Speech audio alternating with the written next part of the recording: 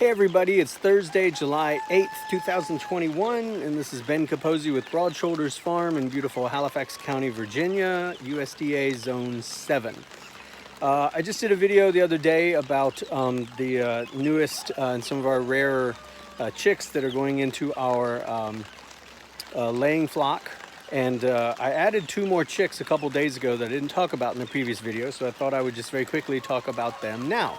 So I'll flip the camera around and show you them while I chat. That little girl right there, and even littler girl next to her. If you follow the account on the farm account on Instagram, which is at Broad Shoulders Farm, I've been talking about these 2 for a while. They are Ginger's kids, Ginger the RedCap.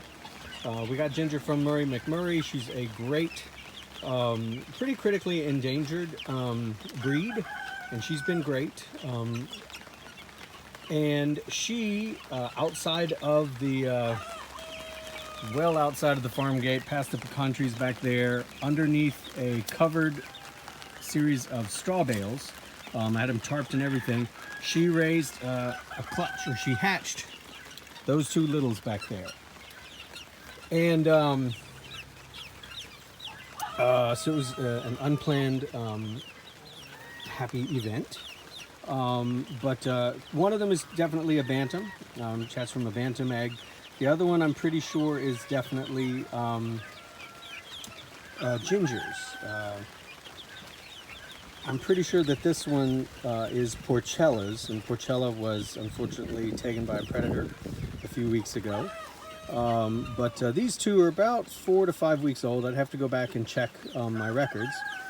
By which I mean check when I posted on Instagram that they hatched. But so I'm not really sure about the parentage of the little bantam. It's certainly not uncommon for a single hen to sit on a clutch of mixed eggs, by which I mean, you know, mixed parents.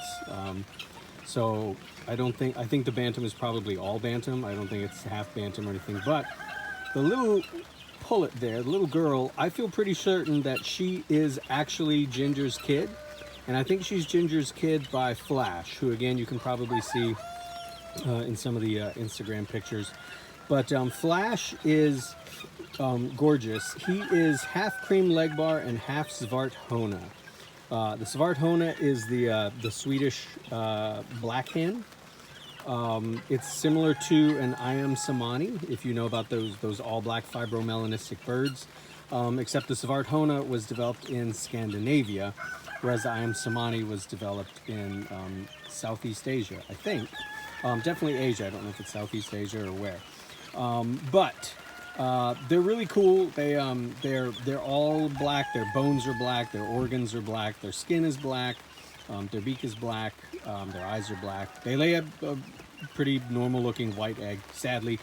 If you want black eggs, you have to get Cayuga ducks. And even then, only early in the season. But be that as it may, they're super cute. They have been living with Ginger up until about 3 days ago. And I kind of described them as feral because Ginger pretty much lost interest in them after the first week. They would trail her and she would like roost high up on the dog kennel, and they would struggle to get up there or not get up there and roost on the ground. They were over near the ICU unit, so it's not like I left them outside the garden gate exposed. They were still a little free range. They were small enough that they could go in and out of the 2x4 welded wire fencing for the gate. So I was a little worried about them. They were very, very difficult to apprehend, but because Ginger had pretty much not abandoned them, you know what I mean, like she would say hey to them, but she wasn't like being a mother hen to them. If you've ever had a mother hen, you know how incredibly defensive they are, and they stick with the kids and they teach them everything. Ginger did all of that in about 1 to 2 weeks and then completely lost interest in them. So but they've been doing great. Some days I'll find them in some of the ICU crates with injured roosters. They would go in there and eat their food, and the roosters were super kind to them. And anyhow, it was very sweet. But, you know, so what is the plan for these birds? I mean, I can't just let them be feral. That's pretty much a death sentence. So I know that they're going to be, well, the larger one is on the left is going to be integrated into the laying flock, and the little bantam will be integrated into the bantam run. So, but that meant keeping them alive and keeping them protected, and I think since they're about the same age as the littles from McMurray and Ideal that I showed you all the other day, I thought I would just bring them in here. They're way more independent than these birds are. These guys and gals all still sleep in a, well, one guy and all gals. Well, that's not true. There could be a guy among the Delawares because they were straight run. But they all sleep still in like a little cuddle puddle in the corner or in the center when it's raining, or inside the little houses.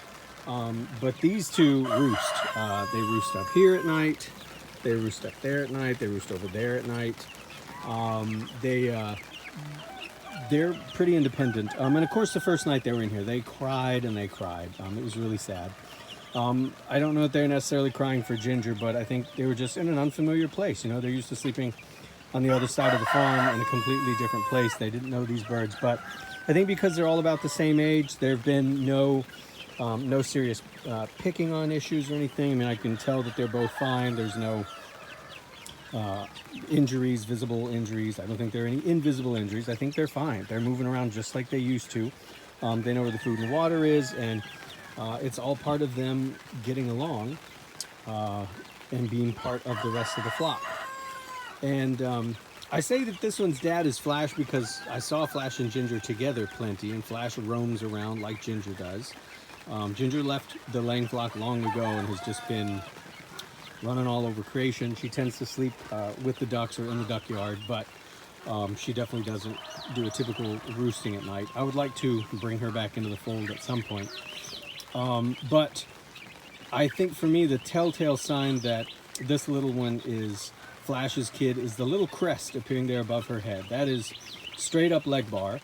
And the only leg bar that would have access to Ginger is Flash, and Flash is half Svarthona, so that makes this little one a quarter Svarthona.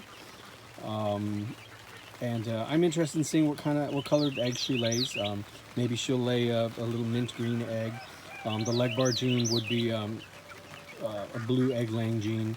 I can't remember what the RedCap lays, Ginger the RedCap. I think they lay a light brown egg, but it could just be a typical white egg. I'm sorry I didn't research that before I started, but anyhow, that's these new girls. I'm super excited about them. They're fitting in fine, and they're really, really gorgeous. I mean, especially the larger one, the standard size bird. You're beautiful too, little one, and if you are Porcella's kid, I'm going to love you, love you, love you, because I really miss your mom. But she is just really, really cool.